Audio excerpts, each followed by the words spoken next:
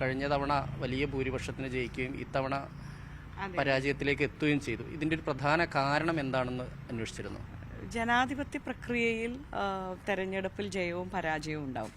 അപ്പം ഒരു കാര്യം, കഴിഞ്ഞ 5 വർഷക്കാലവും ജനങ്ങളോടൊപ്പം ചേർന്ന് നിന്നതിൽ ജനങ്ങളുടെ വലിയ പിന്തുണ ഈ തെരഞ്ഞെടുപ്പിലും ഉണ്ടായിട്ടുണ്ട് എന്നുള്ള ഒരു യാഥാർത്ഥ്യം ഞാൻ നിങ്ങളോട് പങ്കുവയ്ക്കാൻ ആഗ്രഹിക്കുക. കാരണം ഞങ്ങൾ തമ്മിലുള്ളൊരു ഡിഫറൻസ് വെച്ച് നോക്കിയാൽ തന്നെ കഴിഞ്ഞ അസംബ്ലി തെരഞ്ഞെടുപ്പിൽ ഏകദേശം 7 നിയോജക മണ്ഡലങ്ങളുടെ വോട്ടിംഗ് പാറ്റേൺ പരിശോധിച്ചാൽ ഇടതുപക്ഷത്തിൻ്റെ MLA-മാരെല്ലാം വിജയിച്ചിരിക്കുന്നത് 2.5 ലക്ഷം ഭൂരിപക്ഷത്തിലാണ്. എല്ലാ നിയോജകമണ്ഡലം കൂടി കണക്ക് കൂട്ടിയാൽ ആ ഭൂരിപക്ഷത്തിൽ നിന്ന് 20,000-ന്റെ ഒരു ഡിഫറൻസിലാണ് ഇത്തവണത്തെ ഒരു തെരഞ്ഞെടുപ്പിലെ മാർജിൻ ഉണ്ടായിരിക്കുന്നത്. അതിൽ പാർട്ടിയുടെ ഭാഗത്ത് ഏതെങ്കിലും വീഴ്ചകൾ ഉണ്ടായിട്ടുണ്ടോ അല്ലെങ്കിൽ എന്തെങ്കിലും വ്യതിയാനങ്ങൾ ഉണ്ടായിട്ടുണ്ടോ എന്നുള്ളത് അത് കൃത്യമായിട്ട് പാർട്ടി പരിശോധിക്കും.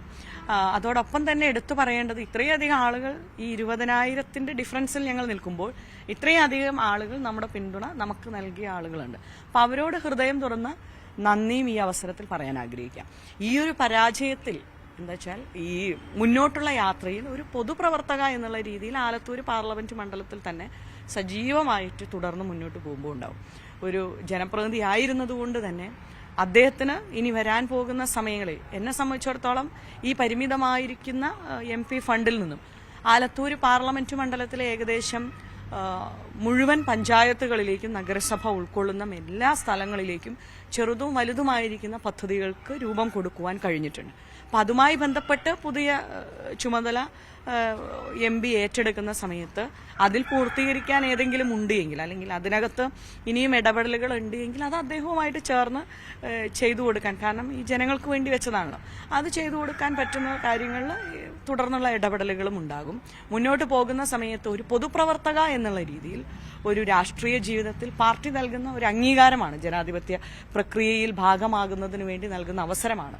അത് വിനിയോഗിക്കുന്നതോടൊപ്പം നമ്മളെ സംബന്ധിച്ചിടത്തോളം നമ്മുടെ ഉത്തരവാദിത്തം പൊതുപ്രവർത്തക എന്നുള്ള രീതിയിൽ അത് തുടർന്നും ഇവിടെ തന്നെ ഉണ്ടാകും.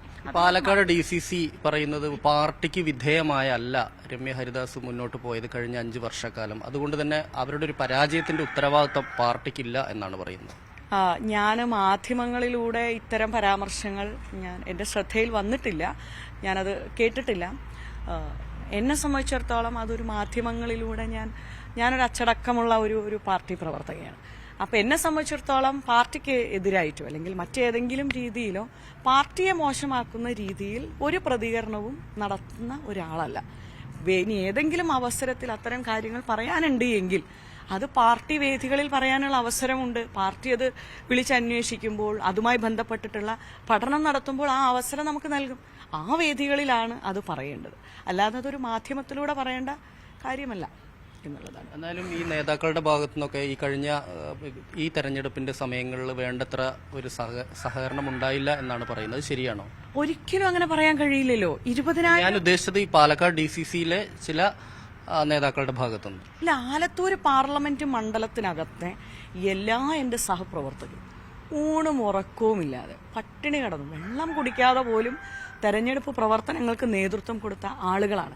സംഘടനാപരമായിട്ടുള്ള ചില പ്രദേശങ്ങളിൽ ചില പ്രദേശങ്ങളിൽ നമുക്ക് പ്രവർത്തകർ കൂടുതലുള്ള മേഖലയുണ്ടാവും, ചില പ്രദേശങ്ങളിൽ നമുക്ക് പ്രവർത്തകർ കുറവുള്ള മേഖലയുണ്ടാവും. അങ്ങനെയുള്ള മേഖലകളിൽ പോലും ഉള്ള പ്രവർത്തകർ വളരെ സജീവമായി ചിട്ടയോട് കൂടിയിട്ടുള്ള പ്രവർത്തകർ പണിയെടുത്തിട്ടുണ്ട്. അതിന് കാണാതിരിക്കാൻ കഴിയില്ല നമുക്ക്. കാരണം അവർ ഈ ഒരു തെരഞ്ഞെടുപ്പ് പ്രവർത്തനമാണെങ്കിലും മറ്റേതൊരു ഒരു പദ്ധതികളുടെ ആസൂത്രണങ്ങളാണെങ്കിലും പദ്ധതിയുടെ ഉദ്ഘാടനങ്ങളാണെങ്കിലും അങ്ങനെ നടത്തുന്ന എല്ലാ പ്രവർത്തനത്തിലും പാർട്ടി പ്രവർത്തകരുടെ ഒരു പിന്തുണ ഇല്ലാതെ നമുക്ക് മുന്നോട്ട് പോകാൻ കഴിയില്ല. അത് വളരെ സജീവമായിട്ട് ആലത്തൂർ പാർലമെന്റ് മണ്ഡലത്തിനകത്തുള്ള പ്രവർത്തകരുടെ ഭാഗത്ത് വലിയ പിന്തുണ കിട്ടിയിട്ടുണ്ട്. പക്ഷേ എന്തുകൊണ്ടാണ് അങ്ങനെ പറയുന്നത്, DCC അങ്ങനെ പറയുന്നത്? ഈ പിന്നെ പരാജയത്തിൽ ഞങ്ങൾക്ക് ഉത്തരവാദിത്തമില്ല, അവർ സ്വന്തം നിലയ്ക്ക് പാർട്ടിയുടെ സംഘടനാ തത്വത്തിൽ നിന്ന് തെന്നി മാറിയിട്ടാണ് അവർ ഏകദേശം മുന്നോട്ട് പോയിക്കൊണ്ടിരുന്നത് എന്ന് പറയുന്നത്, അങ്ങനെ പറയാൻ, അതും DCC പ്രസിഡന്റിനെ പോലെ ഒരാൾ അങ്ങനെ പറയുന്നതിന്റെ കാരണം എന്താണ്? ഞാൻ അങ്ങനെ എന്താ പറയാ, പാർട്ടിക്കാരെയോ പാർട്ടി പ്രവർത്തകരെയോ തള്ളി പറയുന്ന ഒരാളല്ല. അപ്പം അതുകൊണ്ട് തന്നെ അദ്ദേഹം എന്താ പറഞ്ഞതെന്ന് ഞാൻ കേട്ടിട്ടുമില്ല. അപ്പോൾ എപ്പോഴാണ് ആ ബൈറ്റ് കൊടുത്തത് എൻ്റെ ശ്രദ്ധയിൽ പെട്ടിട്ടില്ല. ഞാൻ കരുതുന്ന അദ്ദേഹം അങ്ങനെ പറയേണ്ട ഒരാളല്ല എന്നുള്ളതാണ്.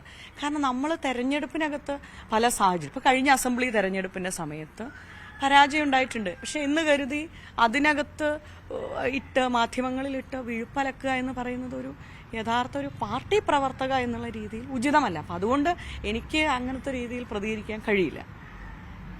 ചേലക്കരയിൽ ബൈ ഇലക്ഷൻ വരുമ്പോൾ അവിടെ രമ്യ ഹരിദാസ് മത്സരിക്കും എന്നൊക്കെയുള്ള രീതിയിൽ സോഷ്യൽ മീഡിയയിലൊക്കെയാണ് കേട്ടോ, പക്ഷെ ഔദ്യോഗികമായിട്ട് ആരും പറയുന്നില്ല. അങ്ങനെയൊക്കെയാണ് കേൾക്കുന്നത്. ഇപ്പൊ ചേലക്കര നിയോജകമണ്ഡലം ആലത്തൂർ പാർലമെന്റ് മണ്ഡലത്തിൽ വരുന്നതുകൊണ്ടായിരിക്കാം എല്ലാ ആളുകളും അത് പറയുന്നത്.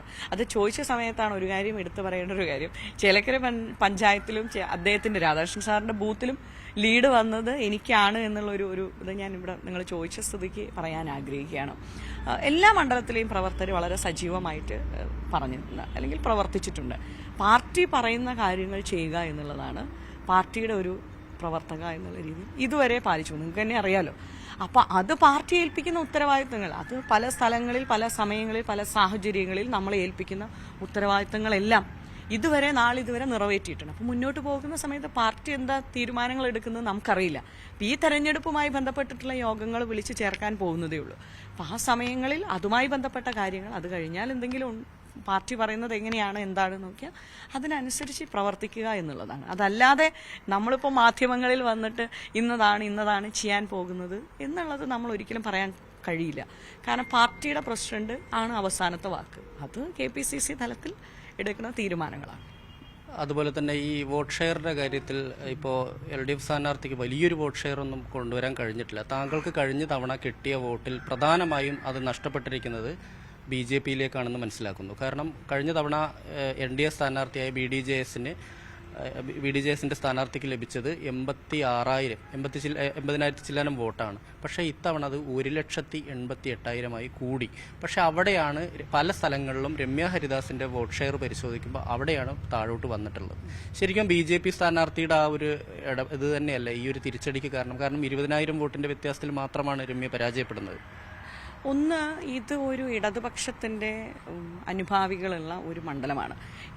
ഞാൻ ഒരു കാര്യം എടുത്തു പറയാൻ ആഗ്രഹിക്കുക. ഈ തെരഞ്ഞെടുപ്പിലും ഇടതുപക്ഷ അനുഭാവികളുടെ, കമ്മ്യൂണിസ്റ്റ് പാർട്ടിയുടെ ആളുകളുടെയും കുടുംബാംഗങ്ങളുടെയും ഒക്കെ വോട്ടുകൾ ഐക്യജനാധിപത്യ മുന്നണിക്ക് കിട്ടിയിട്ടുണ്ട് എന്നുള്ളൊരു യാഥാർത്ഥ്യം ഞാൻ നിങ്ങളോട് പങ്കുവയ്ക്കാൻ ആഗ്രഹിക്കുക.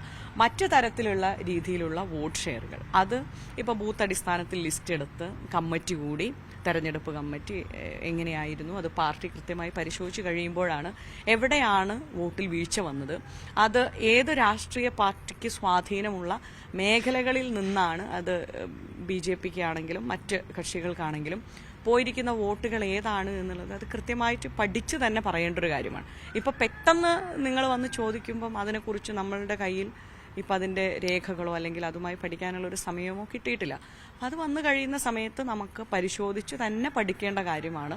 അത് ഏത് ബൂത്തുകളിൽ നിന്നാണ്, എവിടേക്കാണ് പോയിരിക്കുന്നത്, എവിടെയാണ് അതിൽ വീഴ്ച പറ്റിയിരിക്കുന്നത്, അത് കമ്മ്യൂണിസ്റ്റ് പാർട്ടിക്കാണോ അതോ കോൺഗ്രസിനാണോ അല്ലെങ്കിൽ മറ്റേതെങ്കിലും മേഖലകളിലാണോ എന്നുള്ളത് പരിശോധിക്കേണ്ടത് തന്നെയാണ്.